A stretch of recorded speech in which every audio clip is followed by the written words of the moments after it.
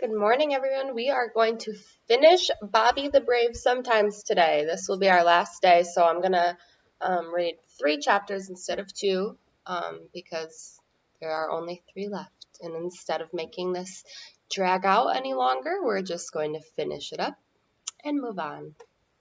Okay, so we are going to start at chapter 17, where we left off last time. And there's about 20 pages. Chapter 17, Stupid Rotten Asthma. The next morning, Bobby was lying on the couch. It was supremely uncomfortable since he was also wearing his backpack, but he didn't feel like moving. Besides, Casey was listening to his elbow with her stethoscope. Bobby, his mother said. She was wearing her cerulean-colored suit, which meant she had a big meeting. Honey, I know you don't want to go to school, but you have to. I can't, he said, sitting up.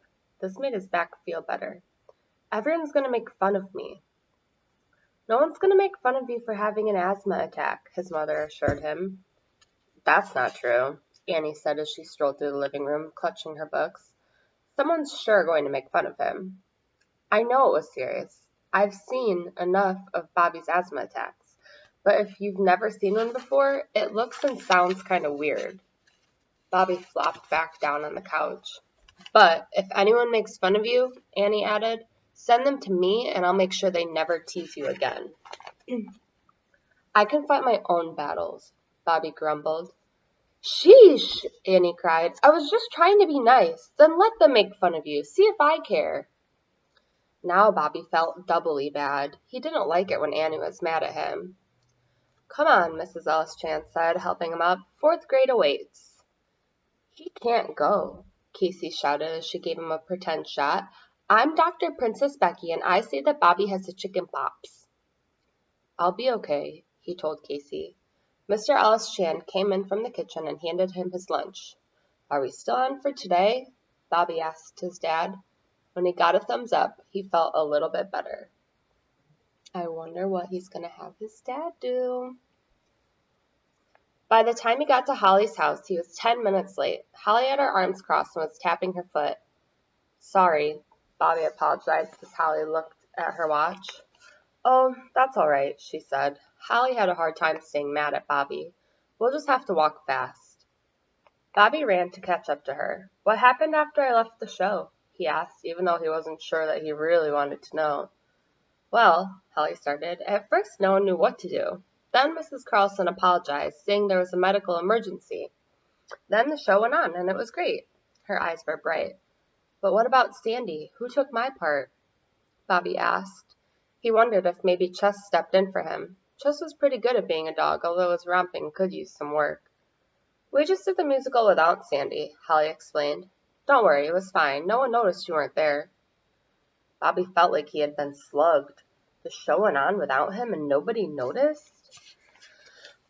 Oh, Bobby, Holly continued, it was so fun. We got a standing ovation. Bobby pretended to smile, even though he felt lousy. Stupid, rotten asthma, he thought. He had always wanted a standing ovation. Sometimes when he was alone in his room, he'd practice taking bows in front of an imaginary audience. Holly and Bobby slipped into room 15 just as everyone was settling down. Several of the girls snickered when they saw him. Chess was organizing his pencils. He did this every morning. You okay? He asked without looking up. I guess, Bobby answered. I fell off the stage, St. James boasted. Your dad is so cool. Did you see how he leapt over those people? He's like super football dude. You should have seen your face when he was carrying you like a football. You looked so weird. Yeah, another boy added. I would have been so embarrassed if my dad did that. I'm surprised he even showed up to school today.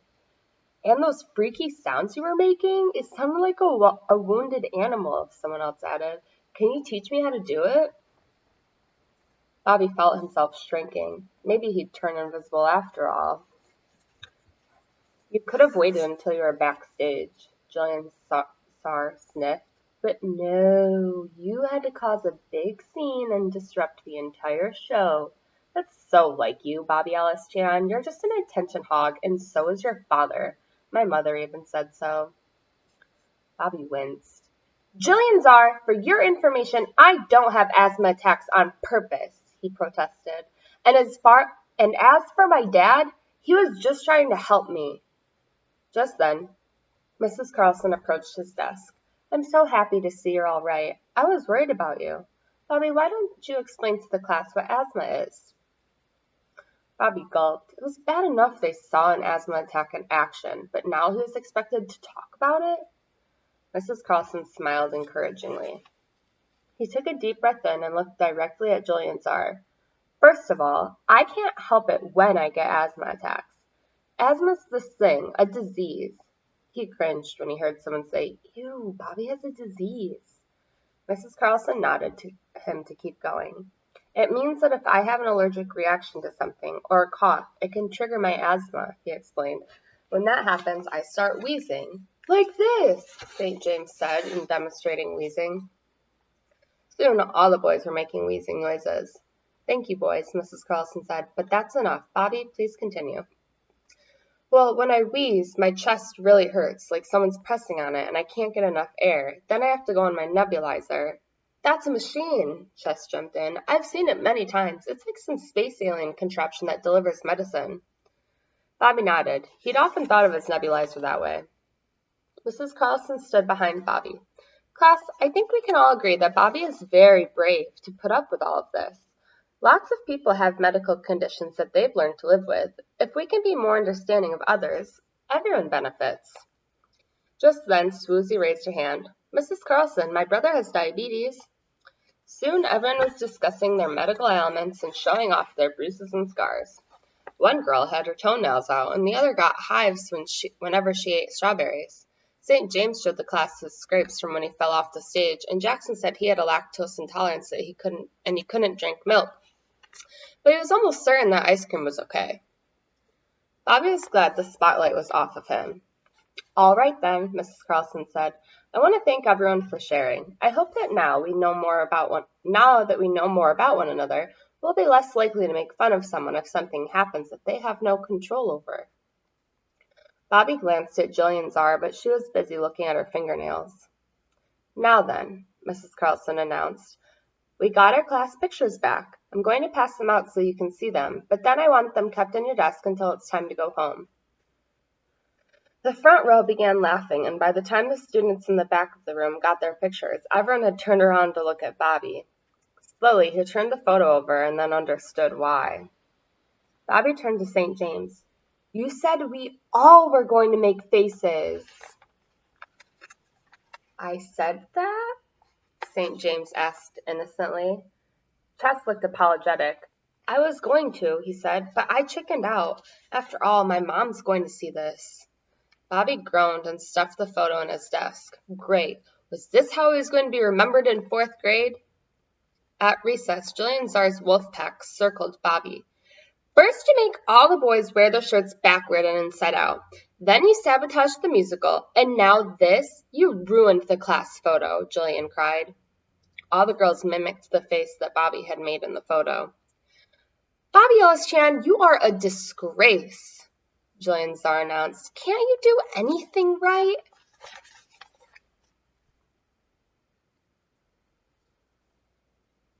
Dun dun dun.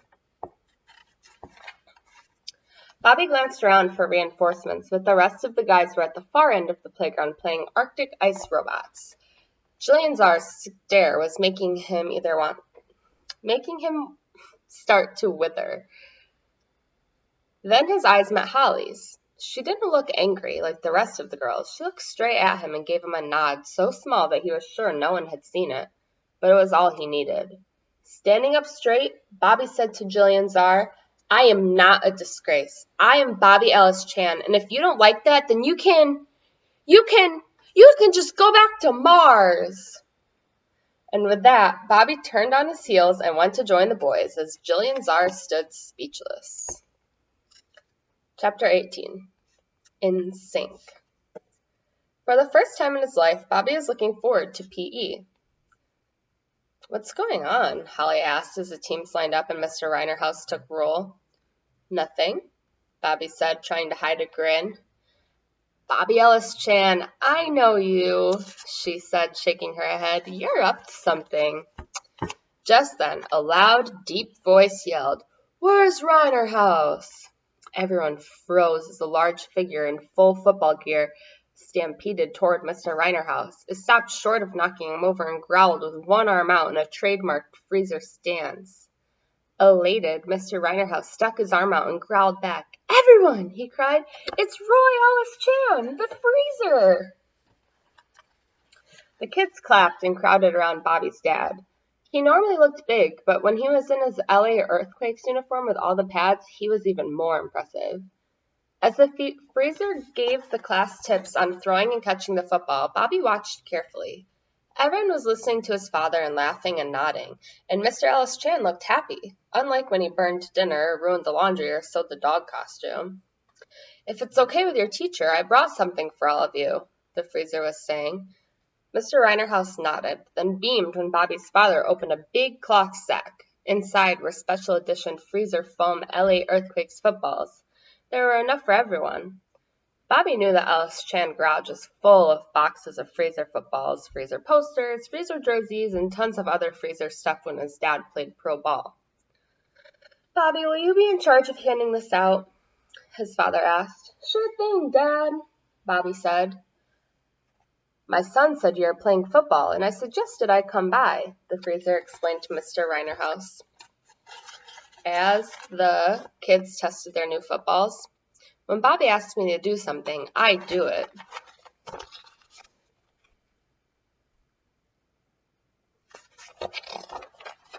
"Wow," St. James told Bobby as he caught Jillian Czar's football and then threw it over the fence.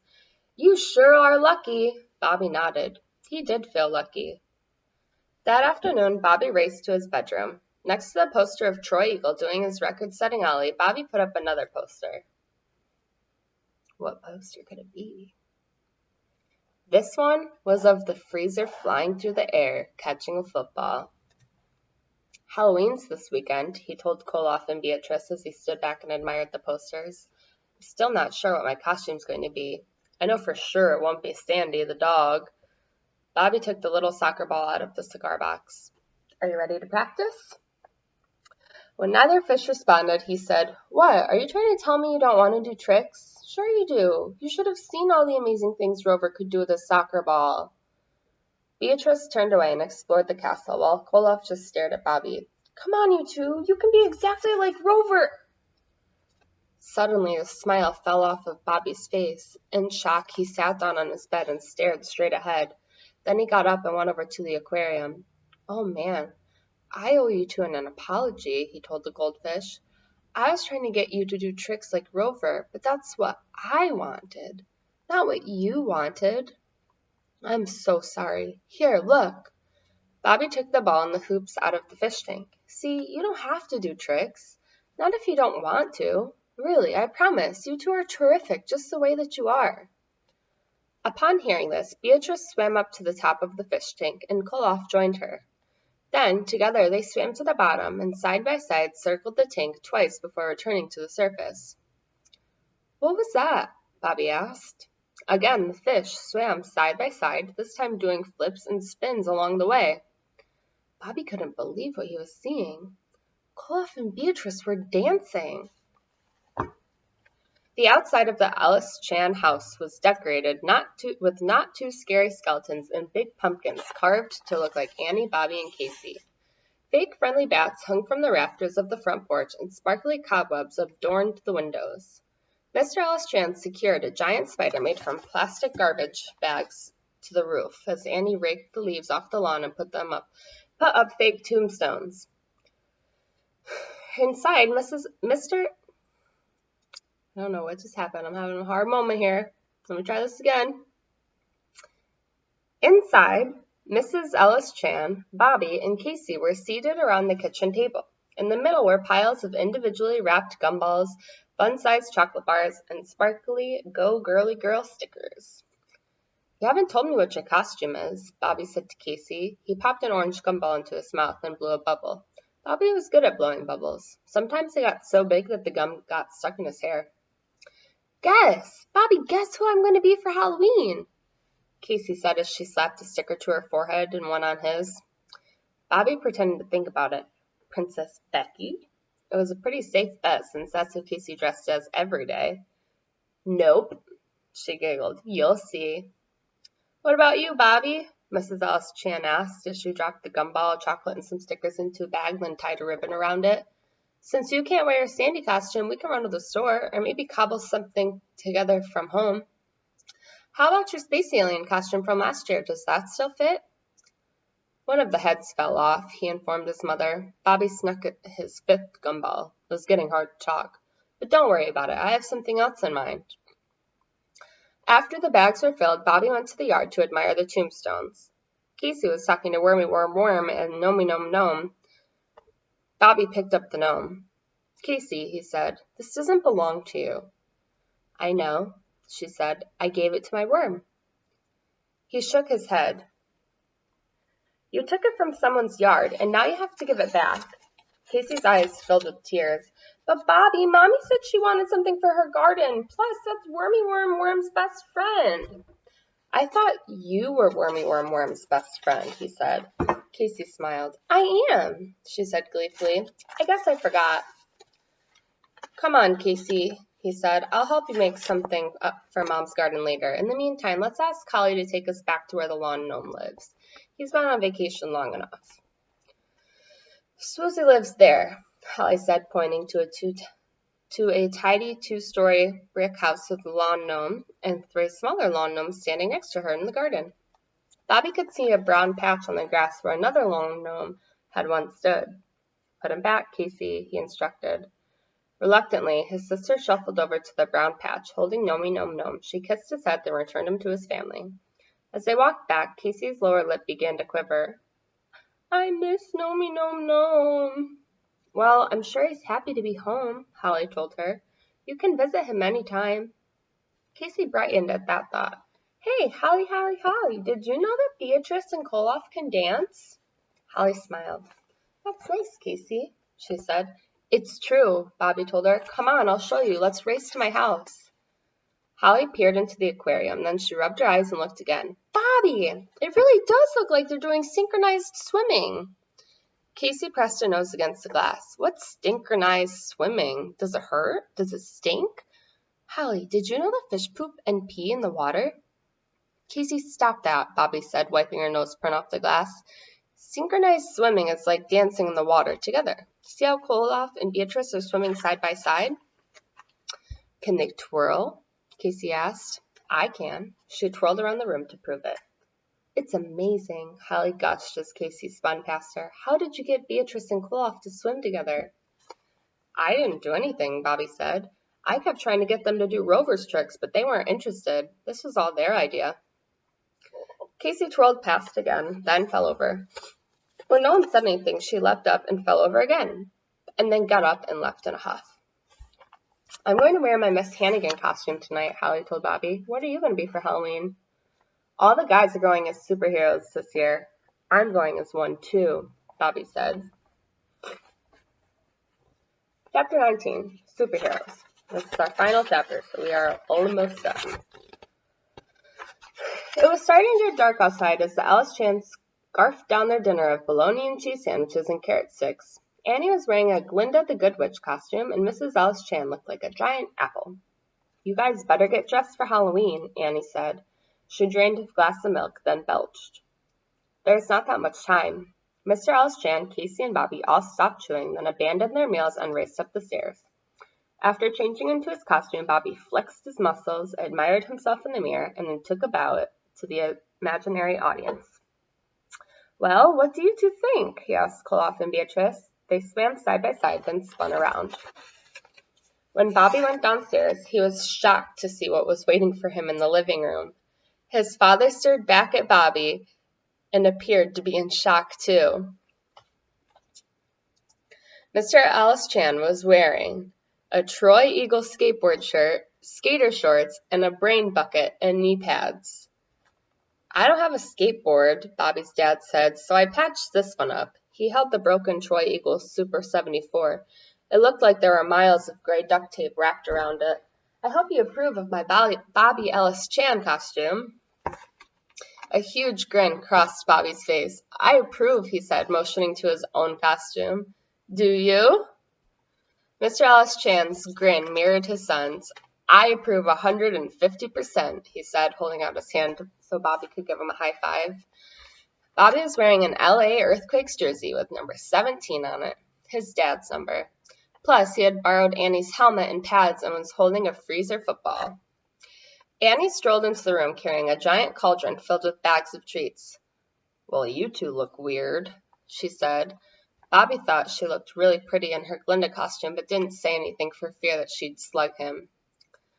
I think we all look great, Mrs. Ellis Chan said as she joined them. But what about Casey? Where is she? I'm almost ready, they heard Casey shout from her room. The family gathered at the bottom of the stairs to wait for Casey's grand entrance. Get ready, she called out. Get set. Look at me. Where's your costume? Bobby asked as his little sister joined the rest of the family. This is it, Casey replied, striking a pose like a fashion model. What are you supposed to be? A regular girl, Casey answered matter-of-factly. It's a costume, Bobby. It's pretend. Instead of her usual Princess Becky gown, sparkly shoes, crown, and wand, she was wearing jeans, a sweater, and tennis shoes. No one will ever know it's me, Casey whispered. Okay, Bobby whispered back. It'll be our secret. The sidewalks of Rancho Rosetta were crammed full of kids and their parents. All the houses were lit up inside, making them look like giant jack-lanterns. Laughter and squeals of joy filled the air. In the distance, Bobby could see Chess and the guys making their way toward him. As the Ellis Chans joined the rest of the trick-or-treaters, Casey perked up when she saw a familiar face. Holly, Holly, Holly, she shouted, running up to catch up to her. Holly, try to guess who I am. I'll give you a hint. It's me, Casey. Bobby and his father exchanged smiles. All around them were astronauts and aliens, princesses, pirates, but as far as they could see, they were the only two real superheroes, a football player and a skateboarder.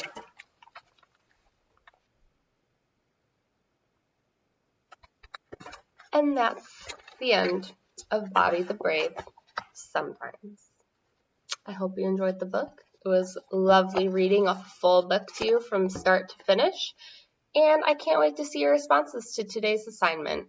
But I'm also very much looking forward to moving on and hopefully doing something that might be a little bit more engaging and interactive with all of you.